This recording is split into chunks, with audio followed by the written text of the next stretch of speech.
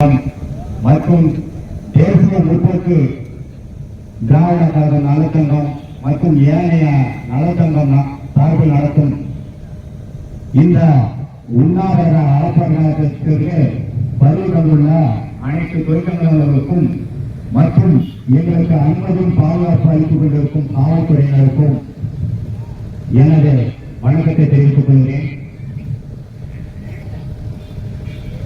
இந்த என்எல்சி நிர்வாகத்தில் கடந்த 20 ஆண்டுகளுக்கு முன்பு நான் தொழிற்கல்வி செய்துவிட்டு இதில் தொழிற்பயிற்சி செய்தேன். தொழிற்பயிற்சி முடித்ததன் காரணமாக இதுவரை எனக்கு வேலை வாய்ப்பு கிடைக்கவில்லை. இது வேலையாக நானே பாதிக்கப்பட்டேன்.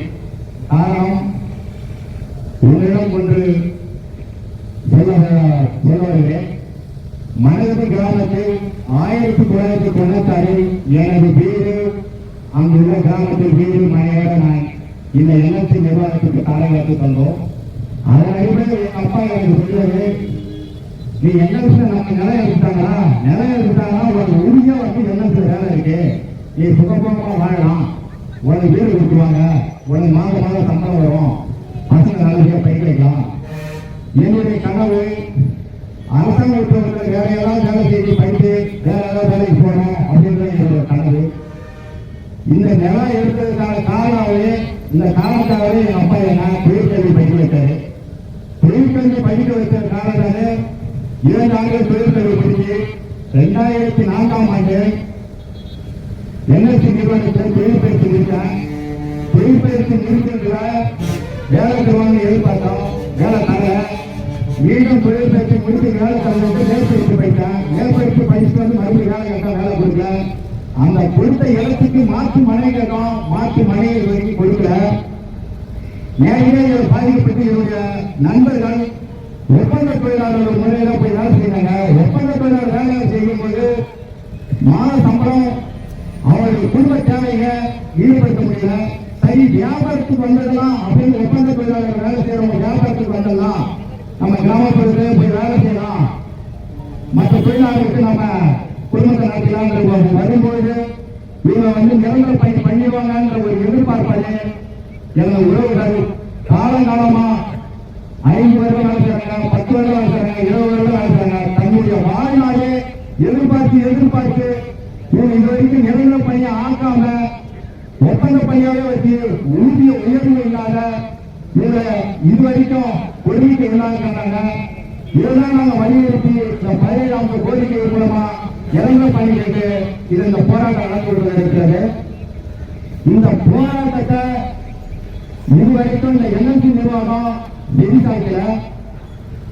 ஒரு கொஞ்சம் நான் சொல்ல விரும்புறேன். பீட்டா அமைப்பு 2017 உச்ச நீதிமன்ற தீர்ப்பு மூலமா உள்ளோதை தடுப்பு சட்டம் மூலமா ஜல்லிக்கட்டு நடத்தக்கூடாது அப்படின்னு சொல்லி தீர்ப்பு வாங்கி ஜல்லிக்கட்டு தமிழகத்தில் நடத்துறத அந்த 2017 அலங்காநல்லூர்ல ஜனவரி 17 அந்த கிராமத்துல ஜல்லிக்கட்டுக்காக போராட்டம் நடத்தாங்க. அந்த போராட்டத்தினோட அடிப்படை சின்ன தீ தமிழகம் முழுக்க பத்த வச்சோம், தமிழகம் முழுக்க பற்றி எரிஞ்சது. குறிப்பாக சென்னை மெரினா கடற்கரையில் தமிழகம் முழுக்க இருக்கிற அனைத்து பேரும் ஒன்று போனாங்க, மற்ற கிராமங்களும் ஒன்று போனாங்க. மாபெரும் போராட்டமா வெடிச்சது ஒரு மாசத்துல. அந்த போராட்டத்தின் காரணமாகவே இங்கிருந்த அன்னைக்கு இருந்த அதிமுக ஆட்சியாளர்கள் பன்னீர்செல்வம் அவர்கள் டெல்லிக்கு போயிட்டு தனி சட்டமே ஏற்றாங்க. தனி சட்டம், அதாவது உச்ச நீதிமன்ற தீர்ப்பு இருந்தும் தனி சட்டம் ஜல்லிக்கட்டு நடக்கக்கூடாது பீட்டா அமைப்பு சொல்லியிருந்தாங்க. தீர்ப்பை தூக்கி எட்ட கிடையாது. மக்களுடைய எழுச்சி தான், எழுச்சி வென்று தனி சட்டமே ஏற்றப்பட்டு இதுவரையும் அந்த ஜல்லிக்கட்டு சிறப்பாக நடந்திருக்கு. அதுபோல இந்த 7 சட்டமன்றத்தில் கிட்டத்தட்ட 3 லட்சம் பேர் நம்ம 7 சட்டமன்றத்தில் இங்க மக்கள் தொகை இருக்கோம். இந்த 3 லட்சம் பேர்ல 1,53,214 பேர் பாக்கி உள்ளவங்க மட்டும் இருக்கோம். 254 பேர் பாக்கி உள்ளவங்க மட்டும் இருக்கோம். இந்த வாக்காளர்கள் எல்லாம் 18 வயது மேலே நிரம்பினவங்க. நாங்க என்ன சொல்றோம்னா, நாம் தமிழர் கட்சி ஜீவோ ஒப்பந்தம் அனைத்து பேரும் சேர்ந்து ஒவ்வொரு வீடா சென்று இந்த வாக்காளர் உள்ளவர்கள் ஒவ்வொரு வீடா சென்று 1,50,216 பேரும் வாங்க, என்னுடைய மண்ணு, இதை யாருக்கும் உண்மை இல்லை. ஒவ்வொரு ஆளா சேர்ப்பது இந்த என்எல்சி நிர்வாகத்துல இந்த நுழைவாயிலிருந்து தலைமை அலுவலகம் கொடுத்த மற்ற கட்சிகள் என்ன 2 லட்சம் பேரை செந்தமிழ் சீமான் தலைமையில நாங்க மாபெரும் உத்திகள் போராட்டம்னா இந்த நிர்வாகம் என்ன புடுங்களால என்ன புடுங்க முடியும்? நாங்க சொல்லத்தான் இங்க நடக்கும். எங்களை மீது ஒரு மழை ஒருத்தவங்களால செய்ய முடியாது. எங்களுக்கு தண்ணி உங்களுக்கு இருக்கீங்க, எங்களுக்கு தண்ணி உங்களுக்கு என்ன இருக்கு? இந்தியாவிலே கேரளா தான் முதன்மை அப்படின்ற அந்த படிப்பு கல்வியறியில முதன்மை மாநிலமா இருந்தது. அது வந்து இப்ப தமிழகம் தான் முதன்மை மாநிலம் அப்படின்ற பட்சத்தில் கடந்த 2 ஆண்டுகளுக்கு முன்னாடி பொறியாளர் தேர்வுக்கு 300 பேர் எடுத்தாங்க. என்ன செய்வோம்? அதுல 299 பேர் வரைய ஒரே ஒரு ஆள் தமிழா. அப்ப நாங்க படிச்சோம், நாங்க முட்டாளா? எப்படி 290 பேர் நீங்க எப்படி உள்ள வந்தீங்க? உங்களுக்கு ஒண்ணுமே தெரியாத எப்படி நீங்க உள்ள வந்தீங்க? உங்களுடைய அறியாமை புரியாமை உங்களுடைய அந்த நிர்வாகத்தை நடத்துற செயல் திறமை இல்ல. அது உள்ள எப்படி பாதுகாப்பா உள்ள வந்து தொழிலாளர் நடத்துகின்ற எங்களுக்கு தெரியாதா? கிட்டத்தட்ட ஒரு வருடத்துக்கு 100க்கு மேல என்னுடைய உறவு விபத்துல இறங்கலாம், உள்ள வாகனத்துல சாவலாம், கண்ணீர் பெண்களை சாவலாம், தீப்பிடிச்சு எரிஞ்சு சாவலாம், பாய்லர் வெடிவிபத்துல சாவலாம். அது பராமரிப்பு பண்ண தெரியாத அதிகாரத்தில் இருக்கிற எவ்வளவு பேரை படிக்கிற தற்கூடிய நாய்கள் நீங்க வேலை செய்யறதால எங்களுடைய உயிரெல்லாம் சாவலாம். எங்கிட்ட திறமை உங்ககிட்ட எங்கடா உங்ககிட்ட திறமை இருக்கு? நீங்க எல்லாம் ஆணி எங்களுக்கு எங்களுக்கு தெரியாது. என் மணில என் சொந்த நேரத்துல நான் என் நேரத்துல நான் ஆட்சிக்கிற இடத்துல நீ எப்படி வந்து இருப்ப? ஏன்னா எங்களுக்கு இல்லாத தண்ணி உங்களுக்கு இல்லடா இருக்கு. நாங்க கொடுத்துட்டு இந்த மாதிரி நாங்க வெளியில நாங்க நின்று உண்ணாவிரதம் நாங்க போராட்டம் பண்ணியிருக்கோம். நீங்க உள்ளார சுகபோகமா நீங்க வந்து சாப்பிட்டு நீங்க உட்காந்துருப்பீங்க. என் இடத்த நாங்க வந்து பஞ்ச பராதி மாதிரி நாங்க கட்டிருக்கிறோம்.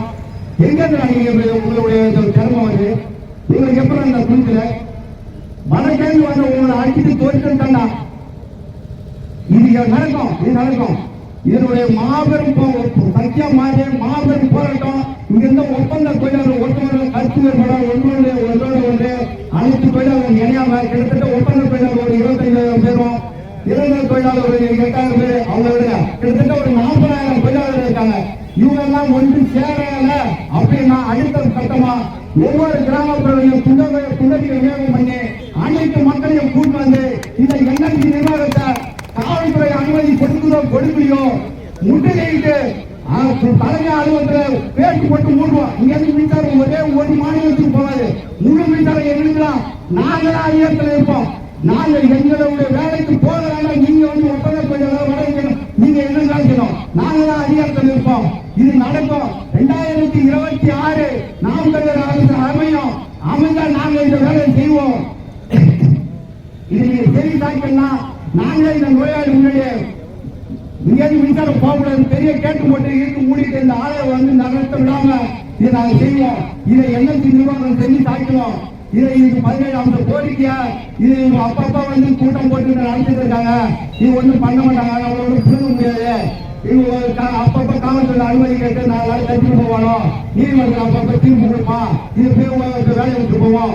இவங்களுக்குள்ள இருக்கிற பிரச்சனையில அந்தந்த கோயிலுக்கு 4 நாள் கட்டிட்டு போவான். இது நீங்க சராசரியாக எடுத்துட்ட ஒரு மனநிலையில் இருந்தீங்கன்னா இனி அது நடக்காது.